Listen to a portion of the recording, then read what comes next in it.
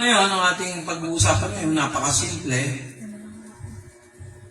Kung hindi kayo naniniwala kay Pastor Vic nyo dito sa Amparo, paniwalaan nyo yung mga himala at galaw ng Diyos sa buhay natin. Ang Panginoon hindi nagpapadala ng milagro minsan sa congregation. Alam niyo kung saan? Sa pastor. Amen. Noong itinayo ang Israel, wala pang Israel noon, kanino nagsimula? Kay Abraham. Noong gusto ng Diyos palayain ang mga Israelita mula sa lugar ng pagkabilanggo sa Egypt, sinong ginamit? Pastor din si Moses. Noong itinalaga ni Jesus Christ ang kanyang mga alagad, sino yung pinakadakilang pastor? Si Jesus Christ. Noong tinayo ang mga iglesia, sinong tinalaga? Yung kanyang mga alagad, ang mga apostol. Kaya ngayon, kahit dito, ewan ko, ako naniniwala ako, tinatayuan ko yung mga sinasalita ko dito. Live TV broadcast pa tayo. Alam mo kung ano? Tingnan nyo kung anong dami ng milagro. Amen. Mga taong gumaling ng sakit. Amen. Ha? Pakinggan nyo ha? Mga taong inayos ang pamilya. Amen. Ano pa? Kaligtasan ng kaluluwa. Pero kung hindi kayo gagalaw ayon sa kalooban ng Diyos, mananatili tayong nakakulong sa bitag ni Satanas. Kailangan magsikap tayo at ipamuhay lahat ng ating natututunan. Hindi kay Pastor Vic, sa salita ng Diyos. Amen. Kasi pag puro lang dito yan sa isip, ang purpose lang naman ng isip, unawain kung ano yung salita ng Diyos. Pero ang pinakapunot dulo niyan, yung puso. Amen. Kailangan marunong tayo mag-decide. Isip yun. Kailangan marunong tayo mag-reason. Isip yun. Once na alam mo na yung reason at katwiran, ano ang dapat sumunod? Yung pinakamalalim sa lahat. Pananampalataya sa puso. Meron nga ako mga iba nakikita ko, hindi nila gusto yung mga post ko. Pero pag yung anak nila nag-post, nila-like nila. Huwag niyo akong paandarin. Kung ayaw niyo ang anak niyo mag-church dito, huwag na rin kayo makinig sa akin. Pero ito, bibigyan ko ng babala. Yung mga sumusubaybay at hindi. Tandaan niyo, ako hindi namimilit. Pero sabihin ko sa inyo, pag nagsalita ang Panginoon sa bibig ko, tiyak may mangyayari. Meron ba ako sinabi dito na hindi na nagkatotoo? Naalala niyo nung April 21, birthday ni Blessed Sunday. Hindi ako nag-isip noon, hindi ko pinlano yun. Hindi ba tinawag ko si Eko? Yes. Oh, happy birthday, Eko. Anak, son. Wow. My son, my son. Oh. M.Y. son. Biscuit. Wow. No? Kung sana nakikinig si Eko. Huwag ka nang magduda. Huwag ka nang magdalawang isip, kapatid. Panampalatayaan mo yung sinabi ng propeta ng Diyos sa 2 Chronicles 20:20. Noong nilusob ang Israel ni Hezekiah, si Hezekiah ang hari nun, pinalagiran sila ng army. Kanino tumawag si Haring Hezekiah? Sa Panginoon. Amen. At merong propeta ginamit ang Diyos para warningan siya. Ngayon, yung tinatayuan ko, hindi dahil gusto ko, hindi dahil graduate ako ng Bible school, kasi meron pa ako narinig ayan si Pastor Vic, hindi ang graduate ng Bible school. Mga kapatid, ang papapastor hindi nakukuha sa degree. Amen. Panawagan ng Diyos na merong milagro. Hallelujah. Merong pagpapala. Pagpapalayas ng demonyo. Tinuturo ba sa Bible school yan? Oh. Wala akong pakialam sa homiletics, hermeneutics, exegesis. Hindi ako nag-aaral ng Bible school. Oh, ba't alam ko yun? Wala akong pakialam sa hermeneutics. Pag-interpret ng Greek and Hebrew. May alam lang ako. Hindi ko sinasabing lahat alam ko. Pero hindi yun ang importante sa panawagan ng Diyos. Bawat tao, paying water, pakialam ng water. Kayo muna bahala dyan kay Pastor, ha? May panawagan ng Diyos. Ngayon, tanungin ko kayo. Paano mo masisiguro na may faith ka? Paano mo masisiguro tutugunin ng Diyos ang panalangin mo? Ang mabigat dito, iklian ko lang ha. Paano mo malalaman kung kalooban ng Diyos na sagutin ang panalangin mo? Sino tutulong sa iyo by faith? Ang Holy Spirit. Amen. Sa pangalan ni Jesucristo. Alam niyo ba nung nagpagaling si Kristo? Amen. Alam mo kung anong kapangyarihan ni Kristo noon? Dahil nasa laman pa siya, tao pa siya, hindi pa siya naipapako sa krudo. Alam ko ano? The power of the Holy Spirit. Amen. Amen. Amen. Nakaalang ng iba, pag nagsalita ko dito, drama-drama lang. Gawa-gawa ko lang. Hindi pa nga marunong mag-drama, eh. At tingnan mo nga dito minsan, di ba, nung April 21, pinag-pray ko si Echo. Abangan nyo lahat yung magkakatotoo. Wala pa akong balita tungkol sa kasal nilang dalawa. Pero alam ko matutuloy yan. Magkakaroon ng pagpapatawad ng kasalanan, magkakaroon ng blessing, magkakaroon ng reconciliation ng pamilya kung meron man siya problemang gano'n. Pinideclare ko yan sa Panginoon. Hindi nyo makikita sa ibang churches yan. Sa atin lang. Ang dami nagde-declare, inaliling, pero sila mismo naninira. Paano kung sila hindi paniniwala? Ang tagal ko sa church na yun. Pero hindi ko pinaniwala. Bakit? Nakita ba nila yung calling ko? Sila ba nag-ordain sa akin? O offeran pa ako ng bahay, lupa para sa church? Hindi ko tinanggap. Bakit? In-ordain nyo ba ako? Hindi nyo nakita yung Holy Spirit. Eh, sino nag-ordain sa akin? Si Bishop Art Bernil. At gusto kong patunayan sa inyo na hindi siya nagkamali mag-ordain sa akin. At doon ako nagpapasalamat sa Panginoon. Nalala niyo yung first anniversary natin. Dati, pag ganito tayo karami, malungkot na ako. Kaya mo, Lord, tuloy mo lang yung pag-worship. Amen. Amen. Kasi, pag hindi tayo ganon, lagi na lang depressed. Mamaya masaya, depressed. Kasabi ni Lord, sino ba sinasangko mo? Yung dami ng member mo o yung dami ng presence ko? Di ba tama? Amen. Ibig sabihin, yung natitira, yun ang sinaid ni Lord. Yung on and off, medyo mag-isip-isip na po tayo. Pag ang Christian life mo ay puro okasyon, at on and off ka, medyo tanongin mo yung pananampalataya mo. Kasi minsan, mga tao, pag busy masyado, hindi na nila pinapriority si Lord. Alam niyo ba yan? Ngayon, tingnan niyo yung John 17. Pakiano mo nga yung John 17, kapatid. Oo, tanggalin mo na. Okay.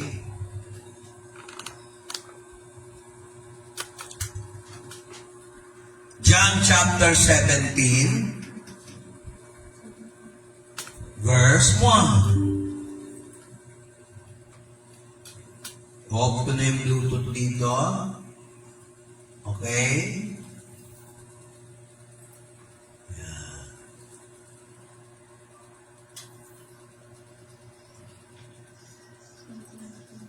Pakibuksan ang John 17. Gamitin niyo yung e-sword. Yan.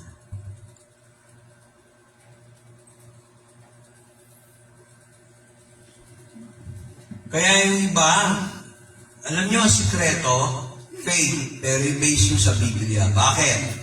Kasi ito may pangakong tiyak na hindi magmimintis. Mga kadalasan, mga tao nagmamagaling, akala nila yung Biblia ganun-ganun lang. Mag-aral muna kayo ng Biblia bago kung mag-aral kayo ng Book of Moses, o kaya Book of Gospel of Thomas. Maccabees, mga kung ano-anong speculation sa YouTube. Hindi po lahat yan totoo. Marami nang gustong wasiraan ang 66 books sa Biblia, pero hindi nila mapatunayang may mali. Wala pa akong nakitang nanalo sa naninira sa Biblia. Minsan may basahin mo yung ganito, Sanskrit ganito, basahin mo yung Virmana, basahin mo yung mga Bhagavad Gita, na mukhang pugita. Yung mga ganon, yung mga Yogananda, Prakasaka Sangha, ng yoga. Akala nila, hindi ako nag-aaral.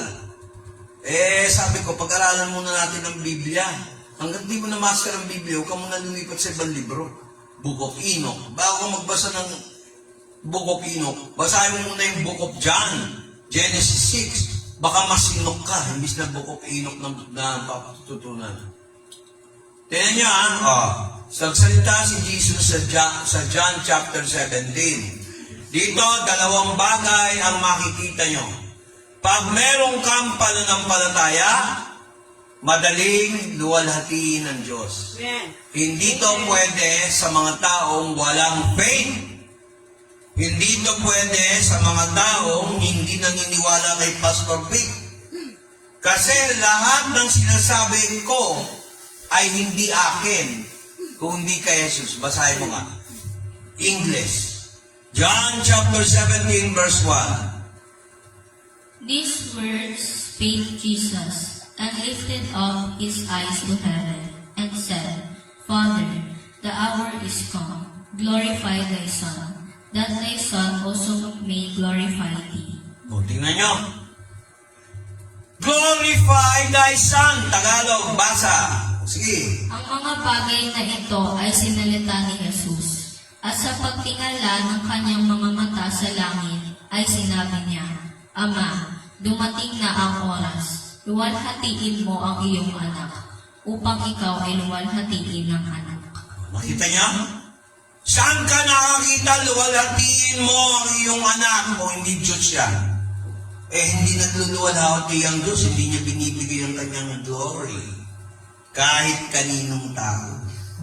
Kung si Kristo ay tao lang, kung si Kristo ay walang karapatan, paano mo ngayon sasabihin sa akin, yung mic na, shadow ano, yung ano, kaya ganyan yung mic na yan.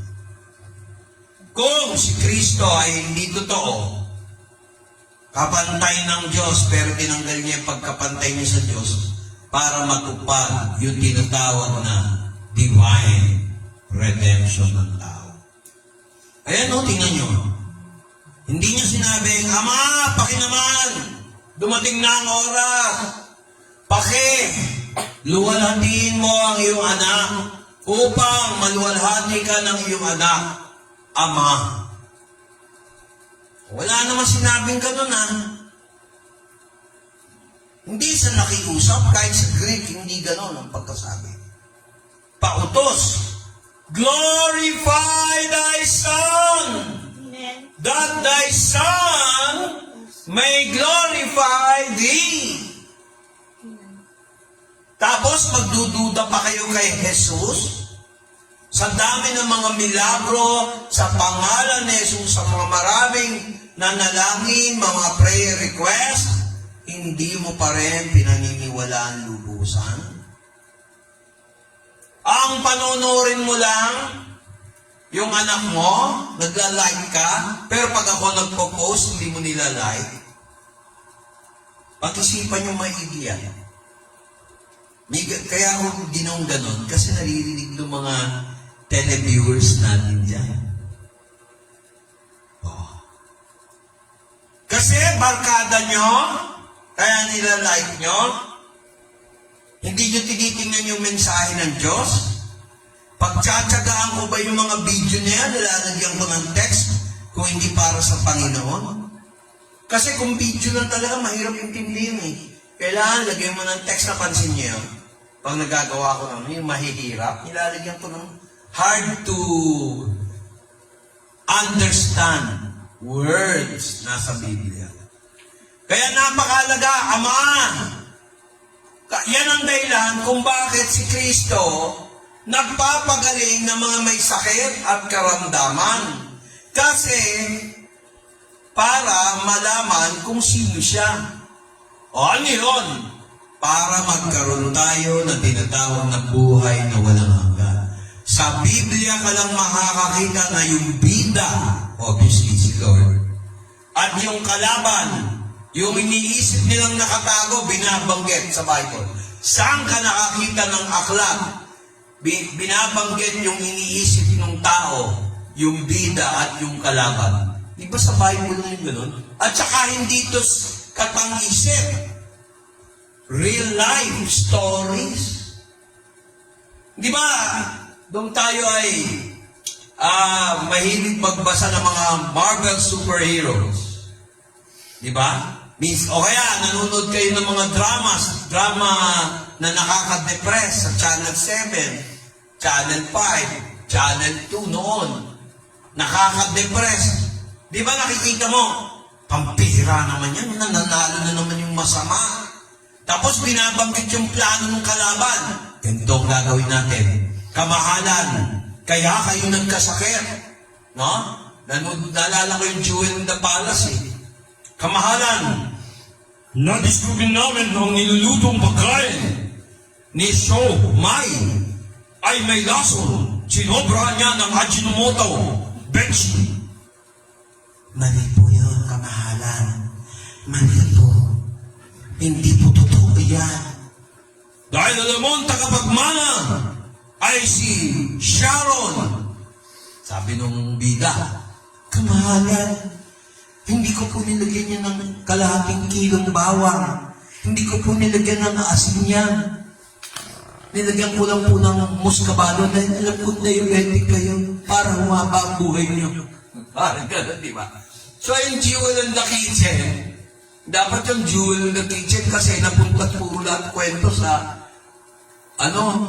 sa kusina. O, saan kayo nakakita? Nanonood kang gano'n. Alam mo, kilala mo yung bida, kilala mo yung kontrabida. Tapos, alam mo yung lihim ng bawat eksena. Yung bida, alam mo na nilagyan niya ng bensin para mamatay yung hari. Nilagyan niya ng maraming muscabado na asukal para tumaas ang sugar, mamatay na yung hari. Di ba? Oh, tapos paano? Tapos buti nga walang nagtatanong eh. Kayo mga nanonood, anong ginagawa nyo? Tatayo ba kayo saksi? Buti hindi ganun mga drama. Ako lang nag-iisip ng ganun. Kung writer siguro ko, maganda. Naisip niyo ba yung mga kapatid? Madahari, papatayin kita! Ganito gawin natin. Abangan natin, dun sa gate 1. Bawa tayo ng 0.45. Pahilin natin si Pastor. Biro mo, paano niya nalaman yun? Di ba, ganun ang drama? Tapos yung bida naman, parang may pakiramdam ako na hindi maganda dumaan sa gate 1. Mabuti ata dumaan tayo sa Sanana. Pupunta tayo ng Kiko kasi isasadla ko yung rilo mo. Sige. Danan! Abangan! Ang susunod na kabanata, mamamatay ba si Pastor Vic? At aabangan siya sa gate 1? Papatayin siya ng mga masasamang loob? Bakit nagalit ang kalaban na nandoon sa gate 1? Ano ang motibo? Dahil hindi niya pinili yung herbal formula. Yung pala nagtitinda, hindi bumili, masama loob, babarilin niya si Pastor Vic. Nakita niyo kung paano gumawa ng kwento ang isip ng tao? Katang-isip pa lang yan. Paano yung sa Biblia? Kaya totoo lahat ang sinasabi sa Bible. Ito pa, verse 2. Tingnan niyo ang dahilan natin. Kanina, Ama, luwalatiin mo ang iyong anak upang maluwalatiin ng anak ang ama. Verse 2. Basa, Tagalog. Gaya ng ibinigay mo sa kanya ang kapamahalaan sa lahat ng laman upang bigyan niya ng buhay na walang hanggan ang lahat ng ibinigay mo sa kanya. Sino ba yung binigay niya sa kanya? Mga kapatid, tayo yun. Binigyan ng kapangyarihan si Jesus Christ sa kapamahalaan, kapangyarihan sa lahat ng laman upang magkaroon ng buhay na walang hanggan. Ibang tao iniisip, kala nila yung buhay na walang hanggan nasa lupa eh. Mga kapatid, hindi nyo madadala yung kayamanan nyo sa kabilang buhay. Mamamatay ka din. Ang dami kong kilalang mayaman na matay. Nadala ba nila yung real property nila? Nadala ba nila yung pera nila sa kabilang buhay? Tapos hindi pa marunong magbigay. Kuripon, madamot. Kaya kahit anong kain mo, kahit kung masenso ka, laging may pornada.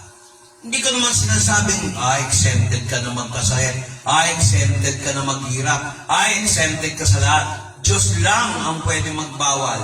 Diyos lang ang pwede magpahintulot ng pagpapala. Amen. Kaya hindi ako exempted sa sakit.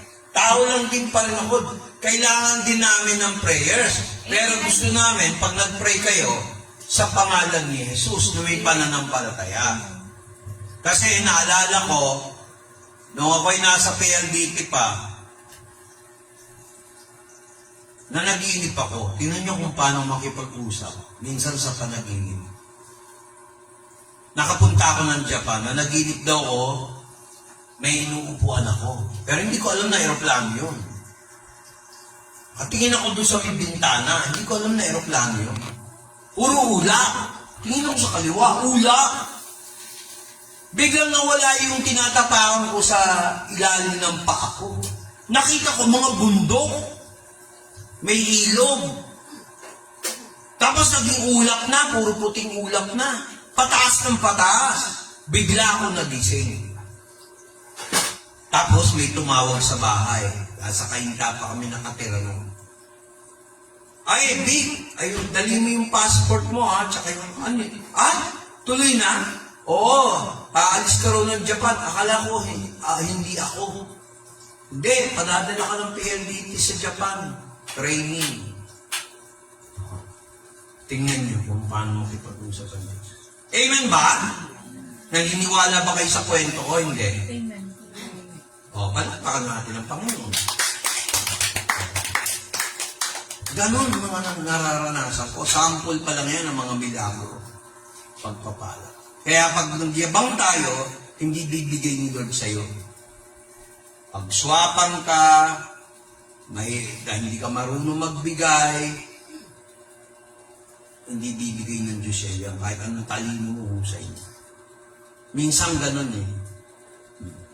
Pero ang pinaka-importante sa lahat, kailangan meron kang pananampalataya. Amen. Ngayon, kung sinabi ni Jesus, bibigyan ka ng buhay na walang hanggan, hindi ka ba naniniwala? Amen. Natatakot ka pa ba pag namatay ka, pupunta ka ng impyerno o sa langit? Amen. Langit. Amen. Tignan niyo ang sabi dito, no? Tingnan mo sabi ni King David, Psalms 8:6. Sige. Kasi ang kapamahalaan na kay Kristo eh. Siya yung general manager, siya yung presidente, siya yung may abilidad na gawin para mapakinggan ng Ama tayo. Kung hindi kay Jesus Christ, hindi naman yung tayo papakinggan. Tingnan mo, sige. Basa. Iyong pinapagtataglay siya ng kapangyarihan sa mga gawa ng iyong mga kamay. Oh.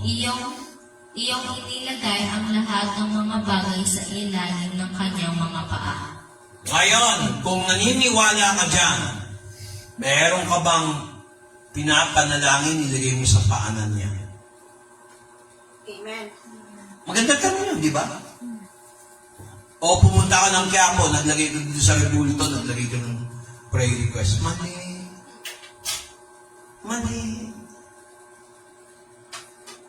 Very good. Hindi, tsaka walang buhay yun, walang hininga. Gawa lang ng tao.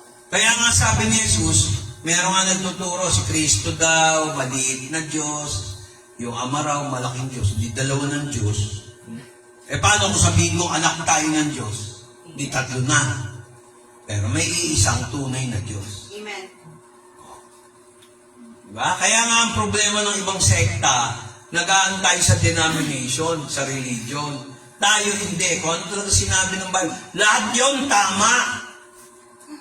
Ang lahat ng tao, Diyos-Diyosan sa Diyos.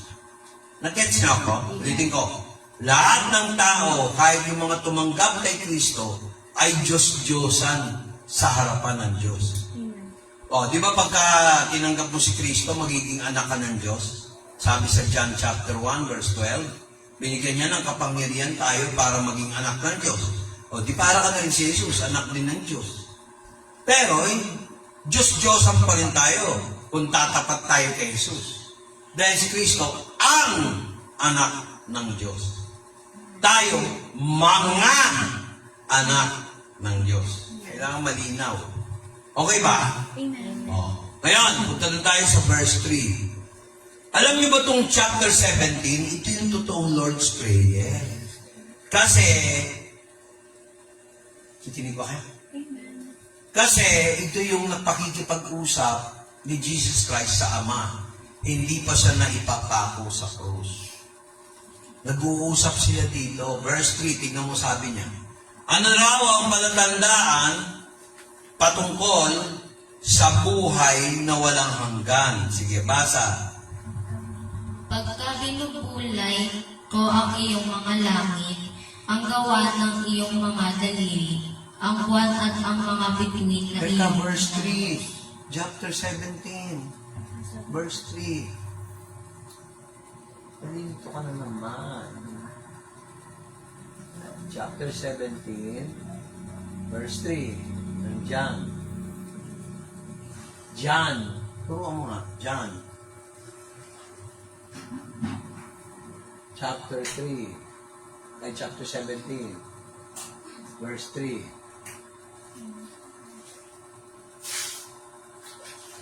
Oh, sige, Tagalog. At ito? At ito ang buhay na walang hanggan, na ikaw ay makilala nila na iisang Diyos na tunay, at siyang iyong sinugo sa makatuwid bagay si Jesucristo. Oh, di ba? So, ang tinutukoy dito, si Kristo daw ay sinugo ng Ama. Amen. Yon ang katibayan na meron tayong buhay na walang hanggan.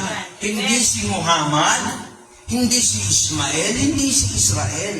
Si Jesus Christ ang sinugo ng Ama Amen. na binigyan ng kapangyarihan. Hindi pa tayo pinapanganak, pinag-pray na niya tayo. Amen.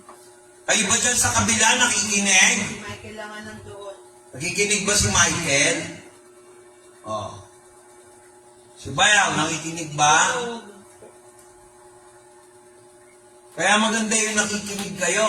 Nag-imit si Michael. Amen, amen. Amen siya. So, yung nakikinig, may buhay na walang hanggan. Yung hindi nakikinig, patay ang espiritu. Pag nanampalataya ka sa aral ng salita ng Diyos, kilala mo na si Jesus. Pananampalataya, todong tiwala sa salita ng Diyos. Walang sekta-sekta dito. Amen.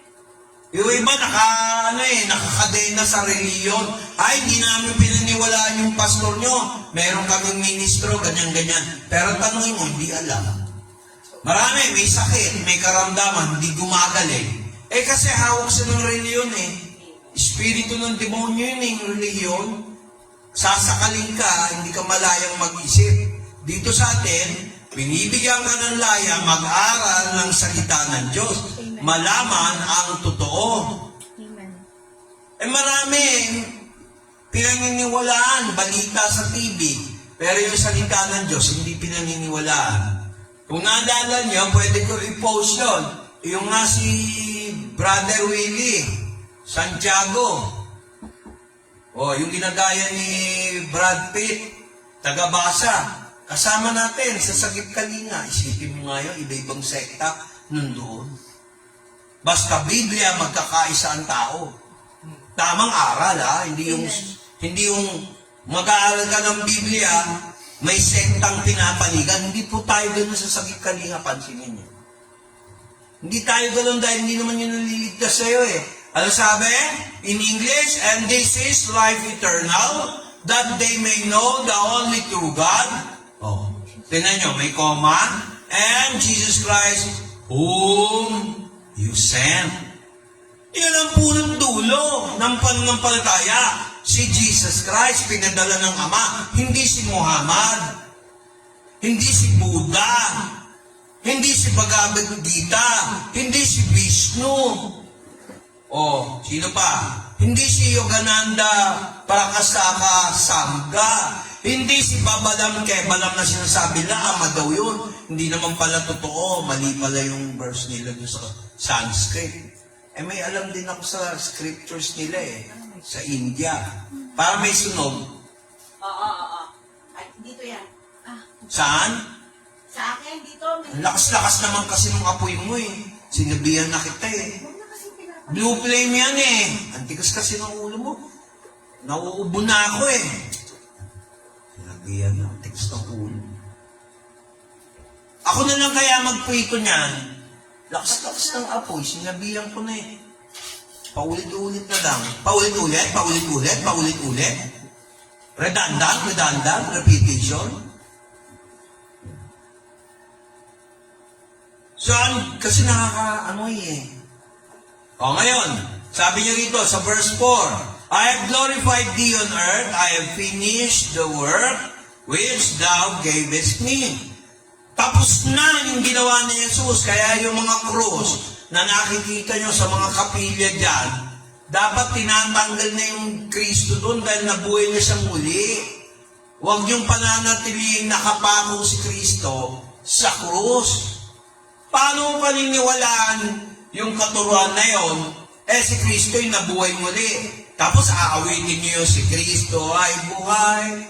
Ano yan? Si Kristo ay, Si Kristo'y nabuhay, si Kristo'y babalik sa wakas ng panahon. Ang ganda.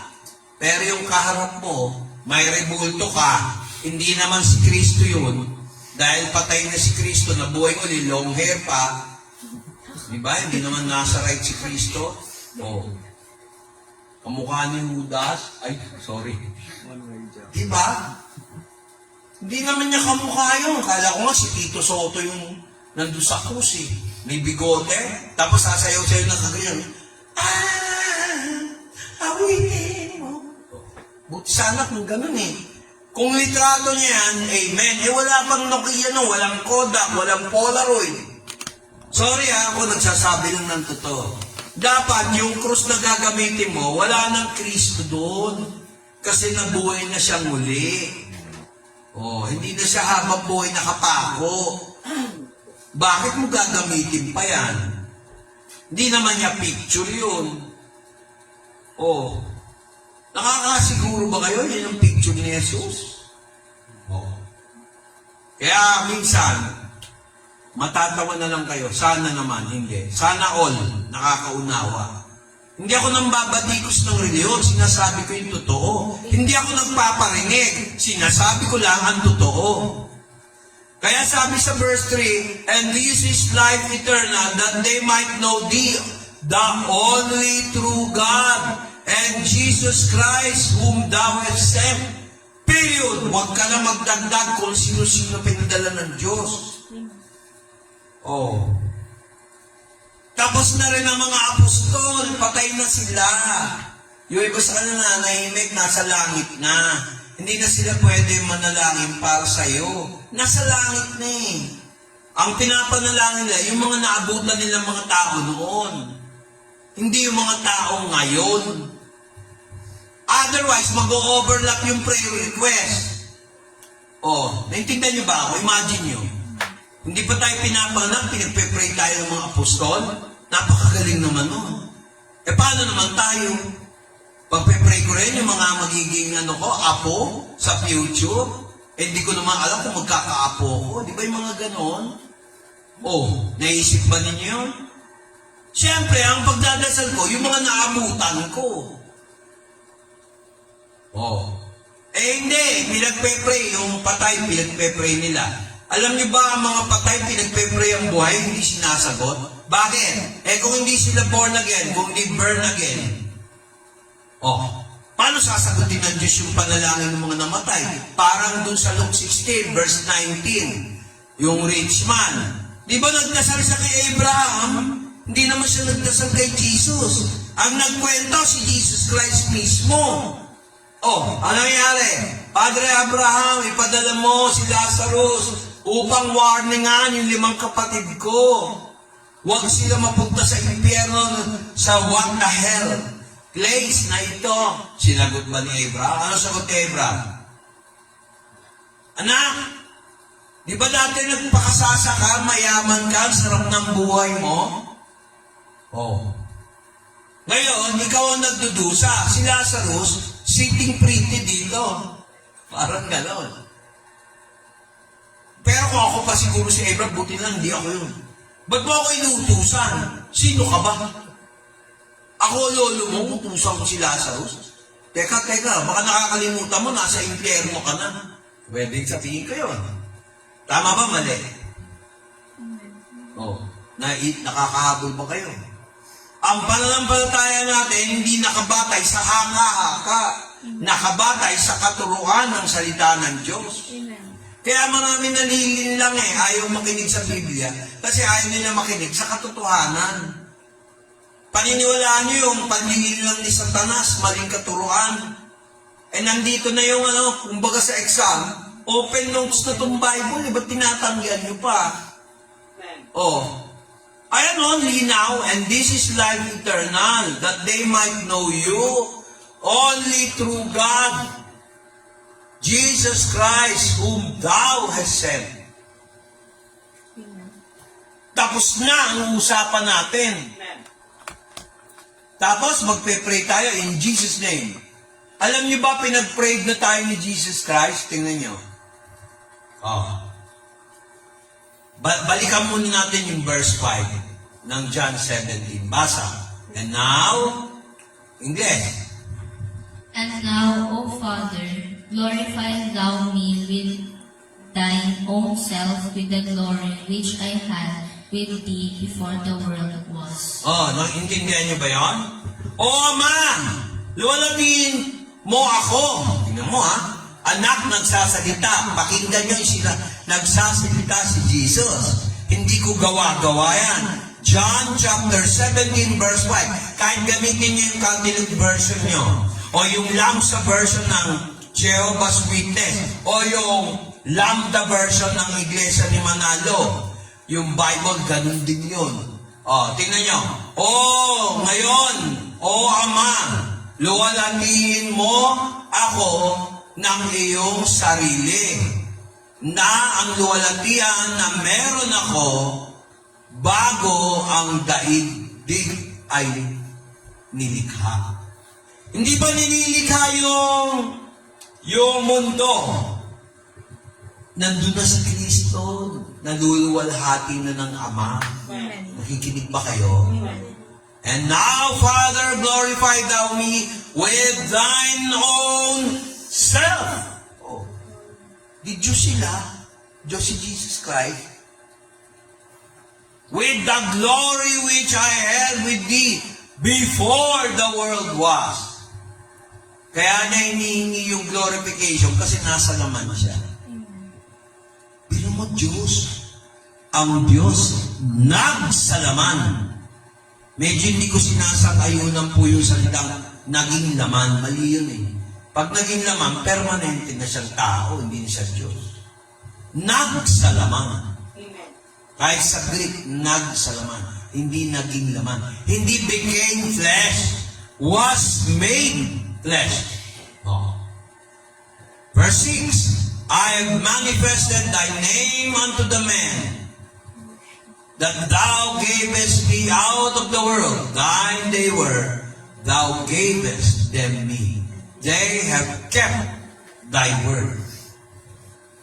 Ay, Lord God, Lord Jesus, pinag-pray mo na pala kami.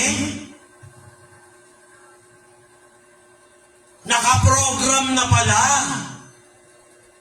na kaming tumanggap kay Jesucristo bilang Panginoon at tagapagligtas. Kaya kami naging mga anak ng Diyos. Pinag-pray mo na pala kami. O, tingnan mo. Sige, basa Tagalog. Dahan-dahan. Pero malinaw ha. Sige, go. Ipinahayag ko ang iyong pangalan sa mga tao na ibinigay mo sa akin mula sa sanglibutan. Sila'y iyo, at sila'y ibinigay mo sa akin, at tinupad nila ang iyong salita. O anong ginagawa natin ngayon? Diba? Pinahayag ko ang salita ng Diyos. Binigay tayo ng Ama kay Jesus, at si Jesus binigay tayo sa Ama. Ibig sabihin, pag pinahayag natin ang salita ng Diyos at nanatili sa atin, ibig sabihin, kay Kristo tayo. At pag kay Kristo tayo, ang may-ari sa atin ay ang Ama. At kung nasa Ama naman tayo, ang may-ari sa atin, ang Anak. Malinaw po ba ang turo? Amen. Naniniwala ba kayo doon? Amen. Hindi ko doktrina yan. Kasasabi lang ni Jesus sa verse 6. Tapos sabi pa rin niya dito sa Isaiah 12:4, at may mga araw na yun, praise the Lord. Tingnan niyo, basahin yung English. And in that day shall ye say, praise the Lord. Call upon His name. Declare His doings among the people. Make mention of His name is exalted. Isaiah 12:4. Tagalog, basa. At sa araw na yako'y inyong sasabihin, magpasalamat kayo sa Panginoon.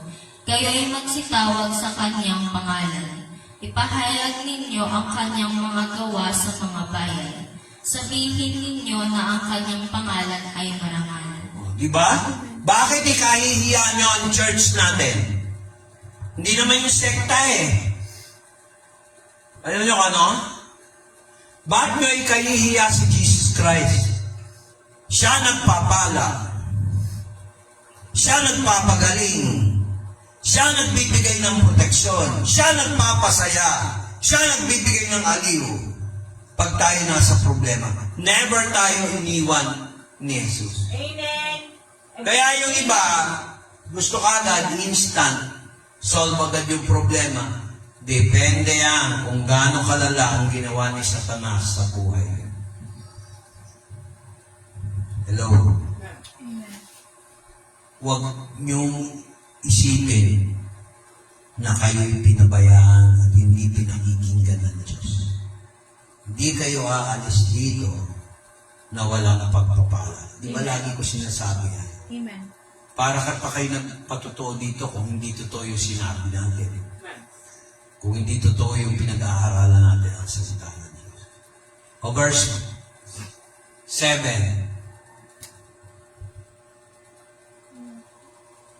Verse 7, no, isa ng John. Babalik ka sa John. Lagi. John 17, verse 7. Now they have known that all things whatsoever you have given me are of thee. Basa, sige. Verse 7. Ngayon ay nakakilala nila na ang lahat ng mga bagay na sa akin ay ibinigay mo ay mula sa iyo. Nakita niyo? Kung ano natatamasa natin dahil kay Kristo, nagmula sa Ama. Amen. Hindi siya katulad ni Satanas at ang kanyang mga kampon at mandaraya at manluloko, pupunta mag-isa. Hindi galing sa Ama sa langit. Kasi meron din Ama sa mundo eh. Yun yung demonyo. Mamaya pupunta tayo. Ito, pinag-pray na tayo ni Jesus Christ. Verse 9. Tingnan nyo. Basahin ni Tagalog, verse 9. Idinadalangin ko sila, hindi ang sanglibutan ang idinadalangin ko, kundi yaong mga sa akin ay ibinigay mo, sapagkat sila'y iyo. Nakita nyo? So hindi pala lahat na pagpe-pray.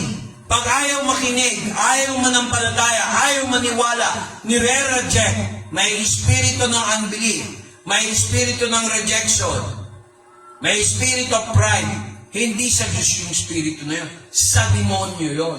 Hindi ka naniniwala, puro ka lang head knowledge. Hindi mo naman nilalagay sa puso mo, niloloko mo sarili mo. Dapat hindi ganon. Kaya sabi niya dito, ayan pinag-pray na ni Jesus Christ, Alam na ni Jesus Christ kung sino sa atin ang pupunta ng langit. Ang tanong ko, isa ka ba sa pupunta sa langit? Kung sakaling bawiin ng Diyos ang ating buhay, nakakatiyak ba tayo sa langit?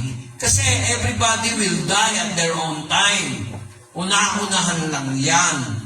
Pero pag tayo ay handa na, humarap sa Panginoon, para ka lang, kumikit ka lang ng gano'n, pagbukas ng mata mo, sa langit na. With the twinkling of an eye.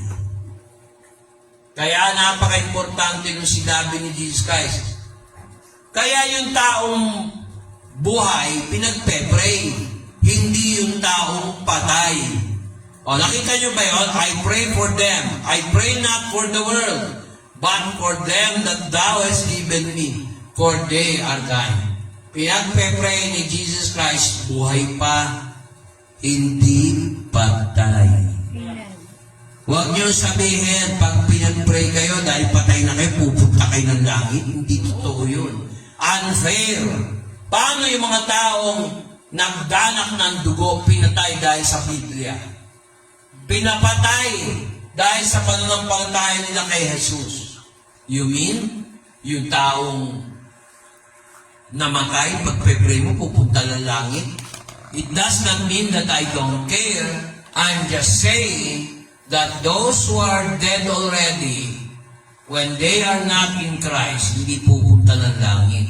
Habang buhay pa, magdesisyon na tayo, tumawag tayo kay Kristo bilang Panginoon at tagapagligtas. Marami sa atin hindi alam. Kaya pala ang lakas dito eh. Minupag tayo. Sa akin yung mahina. Kaya sabi ko, ang lakas ng boss. Nagbo-volume. Sige, salita ka nga dyan. Kung balatag, mag-feedback. Low. Maganda boses. Sige. So, mga kapatid, nakita nyo? Pinag-pray na tayo. Ang John 17 para sa mga taong tumanggap kay Kristo bilang tagapagligtas. O yung tinatawag natin mga anak ng Diyos. O paano ba tayo magiging anak ng Diyos? Kailangan panampalatayaan ito. Uulitin ko na naman to. Bibigyan tayo ng karapatan ni Jesus maging mga, hindi maging mga anak ng Diyos. John chapter 1 verse 12. Di ba? Sige. Ito ang isang sikreto para maging anak ng Diyos at ang access nyo sa Ama ay magiging ganap. Sige, wala yan sa reliyon. Sige. Huwag mo hawakan sa ulo. Marumi yan pag may gaway. Sige, yan. Datapwat ang lahat Lakas. ng sa kanya'y nagsitanggap ay pinagkalooban niya sila ng karapatang maging mga anak ng Diyos. Binigyan lang tayo ng karapatan maging anak ng Diyos. Hindi yung mga anghel. Yung mga anghel hindi na makakaranas ng ganyan. Tao lang ang binigyan ng karapatan. Ang linaw, hindi ako nagsabi niyan. Datapwat, ang lahat sa kanya ay nagsitanggap. Ang tanong ko, tinanggap niyo na ba si Jesus bilang Panginoon at tagapagligtas? Sabi niya, ay pinagkalooban niya sila ng karapatan maging mga anak ng Diyos. Inampo na tayo ni Jesus sa makatwid bagay ang mga nagsisimpalataya sa Kanya, sa Kanyang picture. Wala naman sinabing Kanyang picture. Kanyang pangalan. Tapos sasabihin nyo, ay, hindi ako naniniwala kay Pastor Vic Soto ng Dual Street. Hindi ko naman kailangan maniwala sa akin eh. Kasi, kung kayo maniniwala sa akin, hindi kayo sa demonyo. Ayaw nyo maniwala sa akin, nireject nyo ako. Nireject nyo na rin si Jesus Christ. Pag nireject nyo si Jesus Christ, sa demonyo kayo. Ganun lang kasimple. Yung tumatanggi, yung hindi tumatanggap ng katotohanan, sa demonyo yun. Kasi sinasabi ko, salita ng Diyos, hindi ka naniniwala.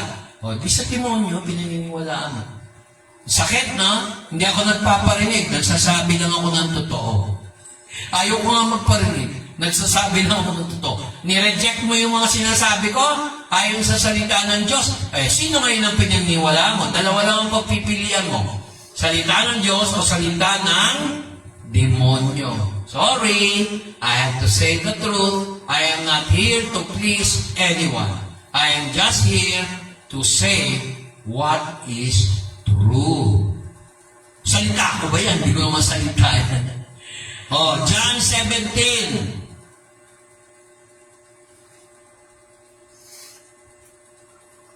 Kay Jesus Christ, gusto niya, pinag-pray niya tayo para maging maluwalhati siya. Upang ang ating kagalakan, hindi lang kasiyahan. Ang kasiyahan kasi, puro emosyonal. Ang kagalakan, kahit anong sitwasyon mo, may problema o wala, may kagalakan in the spirit yon. Tingnan niyo yung verse 13. Sige, basa. 17:13.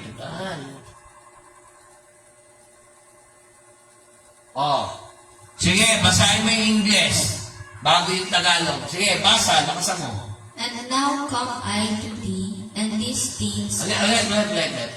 Okay, basa.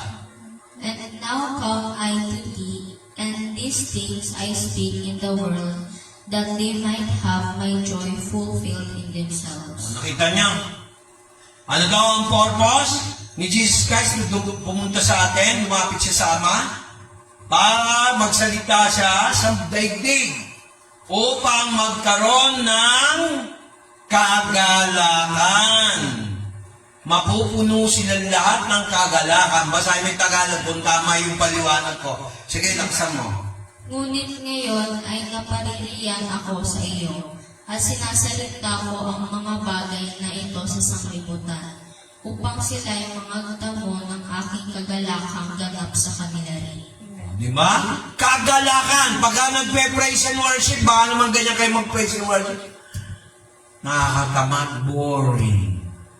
Walang dating. Pag wala kang pananampalataya, kahit magpapapalakpak, magtatatalak ako dito. Halimbawa, ako mismo, wala akong pananampalataya, nagsalita ako. Nakikinig, wala rin pananampalataya, pareho tayo, walang blessing. Sayang lang. Nag-gets nyo? Amen. Nasaan yung commune? Naka-ready na? Yes. Ready na po. Tapos, tingnan nyo. Sabi rito, binigay niya ang kanyang salita na buot ang daigdig sa kanila dahil hindi sila sa daigdig at ako ay hindi para sa daigdig. Sige, nilinaw natin yan. Sige, verse 14, basa, Tagalog. Ibinigay ko sa kanila ang iyong salita, at kinatuotan sila ng sanglibutan, sapagkat hindi sila taga-sanglibutan, gaya ko naman na hindi taga-sanglibutan. Kaya ako, tanggap ko na. Kung ayaw nyo yung salita ng hiniwika ni Pastor B, no? Mahina lang naman yung amplifier natin ngayon, in-adjust ko ng maayos.